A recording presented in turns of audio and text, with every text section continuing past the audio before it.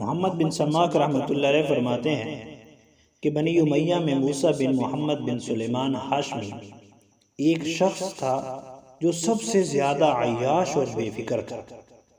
رات دن سوائے کھانے پینے اور اپنی خوبصورت لڑکیوں کے کوئی اور دنیا کا کام دھندہ اس کا نہ تھا، اور اللہ تعالیٰ نے ایسی خوبصورتی عطا فرمائی تھی کہ اس کو اس درجہ حسن عطا فرمایا کہ دیکھنے والا بے اختیار سبحان اللہ بول اٹھتا تھا۔ چہرہ ایسا روشن تھا جیسے 14ویں رات کا چاند۔ غرض اللہ تعالیٰ نے اس کو ہر طرح کی نعمت دنیاوی مرحمت فرمائی تھی۔ سال بھر میں 3,03,000 دینار کی آمدنی تھی اور ان سب کو اپنی عیش و عشرت میں اڑا دیتا تھا۔ اس نے ایک بہت بلند بالا خانہ اپنے رہنے کے لیے بنا رکھا تھا اور اس کے دونوں طرف دریچے تھے۔ ایک طرف کے دریچے تو عام سڑک کی طرف تھے کہ جو شام کو بیٹھ کر آنے جانے والوں کو دیکھتا تھا، اور دوسری طرف دریچے چمنستان میں تھے۔ اس طرف بیٹھ کر چمنستان سے دل بہلاتا، اور اس بالا خانے کے اندر ایک ہاتھی دانت کا قبہ چاندی کی میخوں سے جڑا ہوا اور سونے کا ملمہ کیا ہوا تھا، اور اس میں ایک نہایت قیمتی تخت تھا۔ اس پر وہ جلوہ افروز ہوتا اور بدن میں نہایت بیش بہا کپڑا اور سر پر موتیوں کا جڑا ہوا عمامہ پہنتا، اور ادھر ادھر بھائی برادر اور یاران جلسے کا جمگھٹا اور پیچھے غلام و خادم کھڑے رہتے، اور قبے سے بہر گانے والی عورتیں رہتی۔ قبے میں اور ان عورتوں میں ایک پردہ حائل تھا۔ جب چاہتا انہیں دیکھتا، اور جب رات کو دل چاہتا تو پردہ ہلا دیتا۔ وہ گانا شروع کر دیتی، اور جب بند کرنا چاہتا تو پردے کی طرف اشارہ کر دیتا، وہ چپ ہو جاتی تھی۔ غرض اسی شغل میں اس کی رات گزرتی۔ رات کو یاران جلسہ اپنے اپنے گھر چلے جاتے تھے، اور وہ جس کے ساتھ چاہتا خلوت کرتا، اور صبح کو شطرنج اور نرد کھیلنے والوں کا اکھاڑا جمتا۔ کوئی اس کے سامنے بیماری یا موت یا کسی ایسی شے کا جس سے غم اور غم پیدا ہو ذکر نہ کرتا تھا۔ حکایات اور عجیب و غریب باتیں جن سے ہنسی دل لگی ہو اس کے سامنے ہوتی، اور ہر روز نئی پوشاک اور قسم قسم کی خوشبوئیں استعمال کرتا۔ اسی حال میں اسے 27 برس گزر گئے۔ ایک رات کا قصہ ہے کہ وہ اپنے معمول کے موافق لا و لا میں مشغول تھا، اور کچھ حصہ رات کا گزرا تھا کہ ایک نہایت دردناک آواز اپنے کانوں میں محسوس کی۔ اس کے دل پر ایک چوٹ سی لگی، اور اپنی اس لا و لاب کو چھوڑ کر اس کی طرف کان مشغول کر دیے، اور اپنے نوکر چاکروں کو حکم دیا کہ گانا بند کرو، اور قبے کی کھڑکی سے وہ آواز سننے کا منہ نکالا۔ کبھی تو وہ آواز کان میں آ جاتی اور کبھی نہ آتی، تو اپنے غلاموں کو اس نے آواز دی اور کہا کہ اس آواز دینے والے کو یہاں لے آؤ۔ یہ شراب کے نشے میں چور تھا۔ غلام اس کی تلاش کرنے کے لیے نکلے تو آہستہ آہستہ اس تک پہنچ گئے، اس آواز دینے والے تک پہنچ گئے۔ دیکھا کہ ایک نوجوان ہے کہ جو نہایت لاغر، اور گردن بالکل سوکھ گئی اور رنگ لب خشک ہو گئے ہیں، پریشان بال، پیٹ اور پیٹ دونوں ایک ہو چکے ہیں، اتنی کمزوری آ چکی ہے، اور 2 پھٹی پرانی چادریں اس نے اپنے اوپر اوڑھ رکھی ہیں، ننگے پاؤں ہے، اور مسجد میں کھڑا اپنے پاک پروردگار کے سامنے مناجات کر رہا ہے۔ انہوں نے اسے مسجد سے نکالا اور اس عیش و عشرت میں ڈوبے انسان کے پاس لے آئے، اور کچھ بات چیت اس سے نہ کی، اور اسے لے جا کر سامنے کھڑا کر دیا۔ اس نے دیکھا کہ پوچھا یہ کون ہے؟ تو سب نے عرض کیا حضور یہ وہی آواز دینے والا شخص ہے کہ جس کی آپ آواز سن رہے تھے۔ پوچھا یہ کہاں تھا؟ تو انہوں نے عرض کیا کہ مسجد میں کھڑا ہوا نماز میں قرآن پڑھتا تھا۔ اللہ اکبر، قرآن پڑھ رہا تھا۔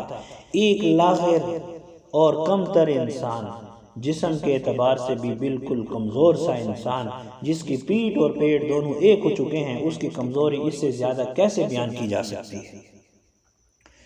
تو بالآخر پوچھا کہ تم کیا پڑھتے ہو؟ تو کہا کہ میں اللہ کا قرآن پڑھتا ہوں، میں کلام اللہ پڑھ رہا تھا۔ تو انہوں نے کہا کہ ذرا ہم بھی سناؤ۔ اس ہاشمی نے کہا کہ ہمیں بھی کوئی سناؤ۔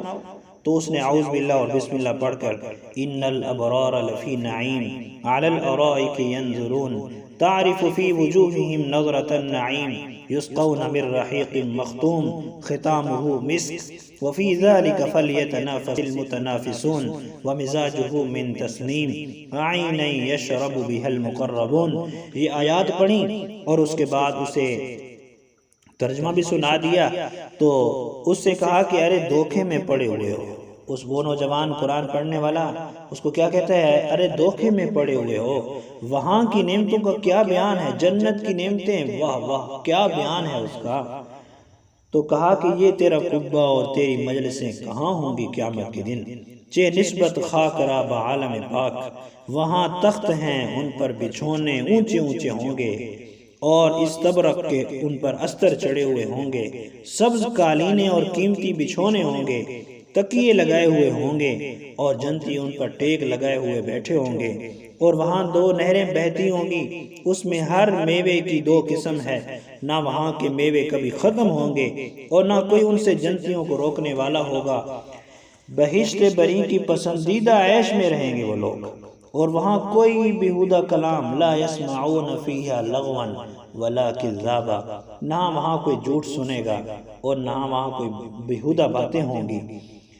تو وہاں جنتی اونچے اونچے تختوں پر بیٹھے ہوں گے، اور تکیے کی ایک کتار میں لگے ہوئے تکیے لگے ہوئے ہوں گے، اور لوگ جو ہے نا وہاں ہمیشہ سائے اور چشموں میں رہیں گے، اور جنت کے ہمیشہ ہمیشہ کے پھل انہیں عطا کیے جائیں گے۔ اور یاد رکھو یہ ساری نعمتیں ان الابرار لفی نعیم، یہ ان لوگوں کے لیے ہوں گی کہ جو نیکوکار ہوں گے، جو متقی ہوں گے، پرہیزگار ہوں گے، گانے بجانے میں وقت ضائع کرنے والے نہیں ہوں گے، عیش و عشرت میں مست ہو کر اپنی جوانی برباد کرنے والے نہیں ہوں گے، بلکہ اللہ کا خوف دل میں رکھ کر اس کے سامنے خشوع و خضوع سے نمازیں پڑھنے والے، اور اس میں اللہ کا قرآن اور اللہ کا کلام پڑھنے والے ہوں گے۔ تو کہتے ہیں کہ جب اس ہاشمی نوجوان نے یہ سنا تو بے اختیار اٹھا اور اس جوان سے لپٹ کر چلا کر رونے لگا، اور اپنے سب لوگوں سے کہا کہ میرے پاس سے تم سب چلے جاؤ، اور خود اس جوان کو لے کر گھر کے صحن میں آ کر ایک بوریوں پر بیٹھا، اور اپنی جوانی کے رائگاں جانے پر جو اس نے اتنی زندگی برباد کی تھی، اس کے رائگاں جانے پر افسوس کرنے لگا، حسرت کرنے لگا، اپنے نفس کو ملامت کرنے لگا، اور وہ نوجوان اسے بار بار نصیحتیں کر رہا ہے، اس کی نصیحتیں سن رہا ہے، اور اپنے آپ کو وہ ملامت کیا جا رہا ہے۔ تو کہتے ہیں صبح تک اس میں دونوں مشغول رہے، وہ آدمی اسے نصیحتیں کرتا رہا اور اپنے آپ کو ملامت کرتا رہا۔ ہاشمی نے اللہ تعالیٰ سے وعدہ کیا کہ کبھی حق تعالیٰ کی نافرمانی نہیں کروں گا، اور اپنی توبہ کو اس نے سب کے سامنے ظاہر کر دیا، اور مسجد میں بیٹھا ہر وقت عبادت انہی میں رہنے لگا، اور تمام سونا چاندی کپڑا بیچ کر صدقہ کر دیا، اور تمام نوکر چاکر الگ کر دیے، اور جتنے لوگوں کی جائیدادیں اس نے اپنی جو ہے نا مالداری کی بنیاد پر دبائے ہوئے تھا۔ آج بھی کتنے لوگ ہیں جی غریبوں کا حق دبایا ہوا ہے، پیسے کی لالچ میں آ کر، جی پیسے کی وجہ سے لوگوں کے حق مار دیے ہیں۔ تو کہا کہ وہ ساری اس نے واپس کر دی، اور کل جائیداد اور لونڈی غلام بیچ دیے، اور سب کو آزاد، جن کو آزاد کرنے کی دل کہا تو آزاد کر دیا، اور موٹے کپڑے پہن لیے، اور جو کی روٹی کھانے لگا۔ پھر تو یہ حالت ہو گئی اس نوجوان کی جو اتنی عیش میں زندگی گزارنے والا تھا کہ ساری رات بیداری میں گزارتا ہے، دن کو روزہ رکھتا ہے، اور بڑے بڑے نیک لوگوں ان کی زیارت کے لیے آ رہے ہیں۔ وہی نوجوان وہی ہاشمی ہے جی، اور اس سے کہتے ہیں بھائی اپنے نفس کو اتنی سختی میں کیوں رکھ رہا ہے، کچھ آرام بھی دے دیا کر، اللہ کریم و رحیم تھوڑے سے کام کی بھی قدردانی فرماتا ہے۔ تو وہ جوان جواب دیتا ہے بھائیو میں نے بڑے بڑے گناہ کیے، میں رات دن اللہ کی نافرمانی میں رہا ہوں، اور یہ کہہ کر خوب رونے شروع کر دیتے۔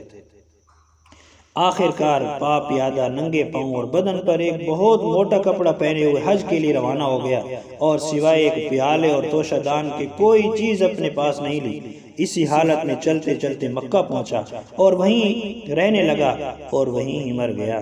تو میرے دوستو یہ نوجوان دیکھو، جب اللہ تعالیٰ کسی کو ہدایت دیتا ہے تو اس کی ہدایت کے ایسے سامان بنا دیتا ہے کہ اس انسان کا وہم و گمان بھی نہیں ہوتا، اور ایسے راستے سے اللہ تعالیٰ اس کی ہدایت کا فیصلہ فرما دیتا ہے۔ کہتے ہیں من یضلل اللہ فلا ہادی لہ، اللہ کے پیارے محبوب فرماتے ہیں من یضلل اللہ فلا ہادی لہ، کہ جس کو اللہ گمراہ کرے اسے کوئی ہدایت نہیں دے سکتا، اور من یہدہ اللہ فلا مضل لہ، جسے اللہ ہدایت دے اسے کوئی گمراہ نہیں کر سکتا۔